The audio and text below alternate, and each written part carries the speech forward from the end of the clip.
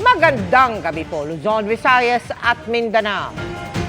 Patay ang isang gwardiya sa Antipolo City matapos harap-harapang pagbabarilin ng kapwa niya si Q. Nag-ugat umano yan dahil sa 30 minutong pagka-late sa trabaho ng biktima. Pero ang suspect, may iba pang ikinakatwirang mitya ng pamamaril. Nakatutok si Jonathan Andal.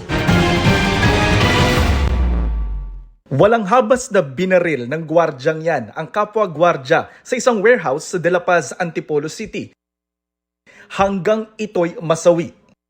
Ang pamamaril nag-ugat lang umano sa 30 minutong pagka-late ng biktima. Karelyebo kasi siya ng suspect at hindi ito ang unang pagkakataon na nahuli ito ng pasok. Yung suspect natin ay parang buong araw na nagjo-duty at initially sa kabi niya, parang araw-araw na lang na late yung masama niya. Pero may ibang ikinatwira ng suspect. Sumuko siya ng puntahan ng mga pulis sa warehouse. Ayalitan po kami.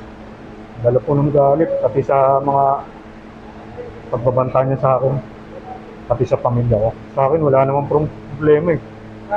Pero ayoko yung nadadamay ko yung pamilya ko. Na-recover ang baril na ginamit ng suspect na nahaharap sa kasong homicide at pinag-aaralan kung aabot sa kasong murder. Hihingi po ako ng patawad, hihingi po ako ng pasensya. Para sa GMA Integrated News, Jonathan Andal, nakatutok, 24 oras.